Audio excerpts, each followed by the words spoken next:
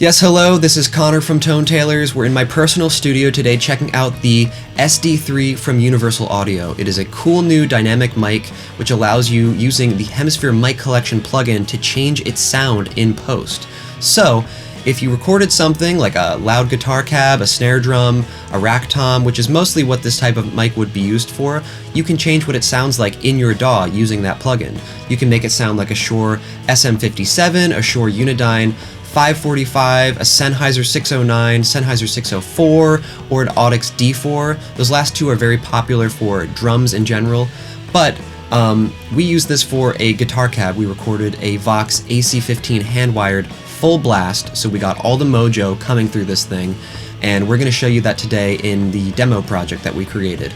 But before we do that, like this video, subscribe to the channel, leave a comment as to which you think sounds best. Do you like this thing on its own? Do you like the 57 model, the 609? Do they actually sound like those mics? Can you hear it in context? Let us know, and without further ado, let's go check out the project.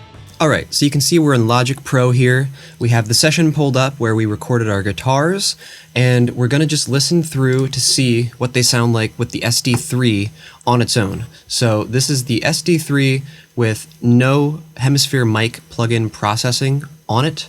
This is our raw sound, so it sounds like this.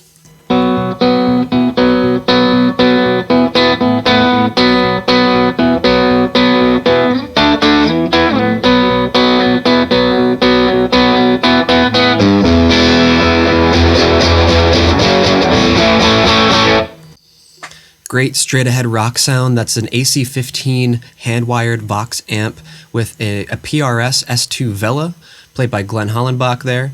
So we're getting some great tones, some very, again, straight ahead rock tones, raw tones. So there's a lot of places we can take that, especially with the Hemisphere plugin. So let's pull that up. You can see we have our Hemisphere plugin loaded here. It's an SM57 model that we're going to try first. And we're going to engage that. We're going to hear how that changes the sound of the microphone itself. So pretty subtle. Bypass it. Bring it back in.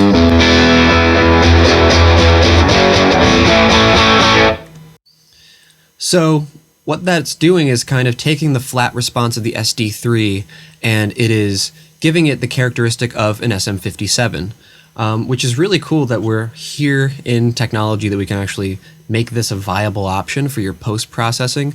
It's fantastic that you can just buy one mic and you have 6 other sounds available to you that you can work with after the fact. Otherwise, you would have had to set up all 6 of these mics, record them on separate inputs, and then figure out all of the different dimensions as to what sounds the best for each. But with the Hemisphere plugin, effectively you have these different parameters down at the bottom. You have your filter, which is like a low filtering option, 60 hertz, 100 hertz, 200 hertz. The proximity effect, which is just the distance of the microphone away from the sound source. In this case, it would be a guitar cabinet. And at 0, you know, it's basically stock wherever you placed it, it's going to just respond that way. But you can take proximity away, so you can back the mic off, and you see the little animation kind of change. You can back the mic off from the sound source, or you can put it up further. And the proximity effect is basically a way to just get more low end in your signal. The closer up you get, the more low end you get, effectively. And then your axis control is basically the position of the microphone to the sound source. So 0 is straight on, 90 degrees is a half turn, 180 is an entire, turn facing the opposite direction. So that's cool because you can experiment with doubles of guitars. You can run maybe one of these at 0 axis, 90, and then 180, and combine all those signals together, just having one mic source. So that's really cool. So next we're going to show you all the different mics you have access to specifically for the SD-3. The other microphones have different models associated with them as well, but we're going to flip through the different sounds and you can hear the differences. So the first one you'll hear is the 57, so let's hear that, and then I'll flip through the rest.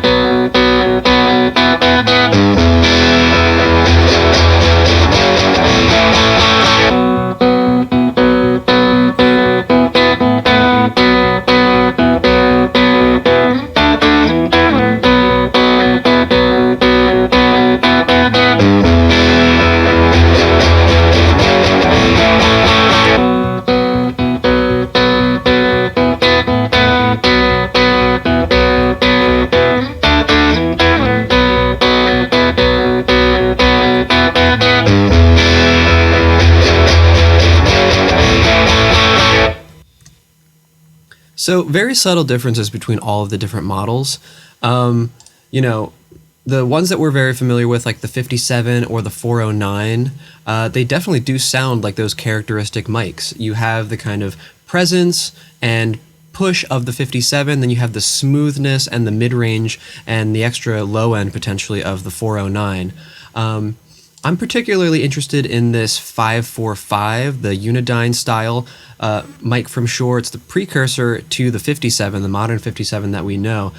This seems to have a brighter top end, maybe even some more high mids, which works, I think, pretty well for this guitar sound. So I'm going to stick with that one, and I'm going to now try the proximity effect and kind of show you what that does when you pull it to 100 or negative 100. So this is at 0 to start.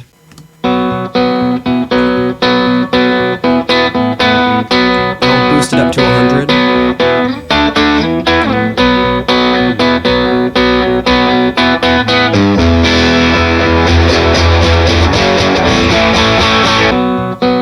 Let's pull it down to negative 100. Kind of thins it out a little bit. Let's hear this dynamic part.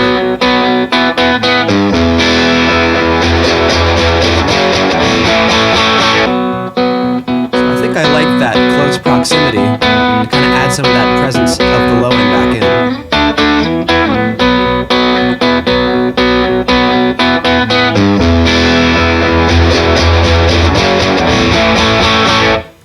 That's cool.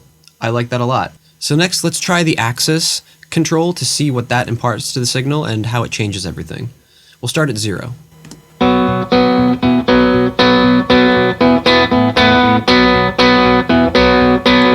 Roll it up to 90.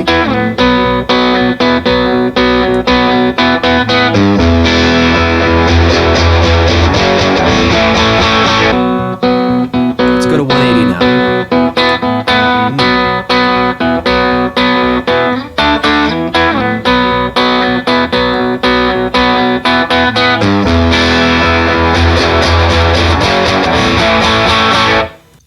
So that's interesting. It almost seems to add a bit of a phase shift to the signal, which you would probably expect with the position of an actual microphone. So potentially this could be a good way to take one track and create a duplicate of it and then add a different axis configuration so that it doesn't phase itself out in the mix. You can kind of play around with those subtleties in a way that's mechanical and like a real world example of how you would do that.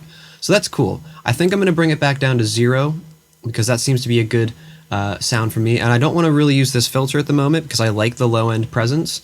So let's add that to all of our guitar tracks and hear them as a group.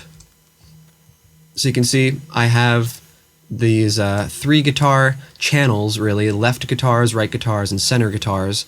I'm going to enable the Hemisphere plugin on all of those, and now let's hear the guitars in that loop as a group.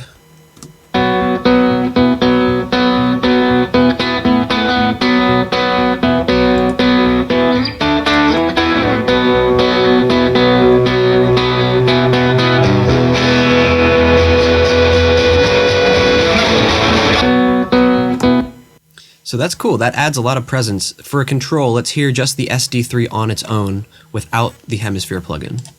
So this is raw SD-3. A little flatter.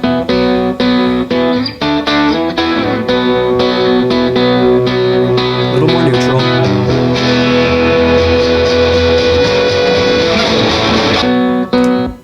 Honestly, that still sounds good though. Let's put the plugin back on.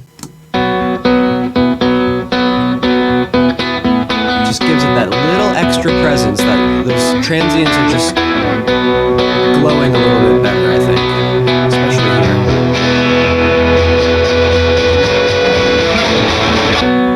here. So yeah, it's a subtle effect, but together in a mix, I think it's going to go pretty far with what it adds. That's basically how you use this mic though. I mean, you record your input signal, right? You have it running in a channel, and you have to make this the first thing in your signal chain as if it's running into an actual console. It's the only way it really makes sense to use it. I'm sure you can experiment and do whatever you'd like, put it other places in the chain, even emulate different mics, miking up different room reverbs or something like that. You could get crazy with it.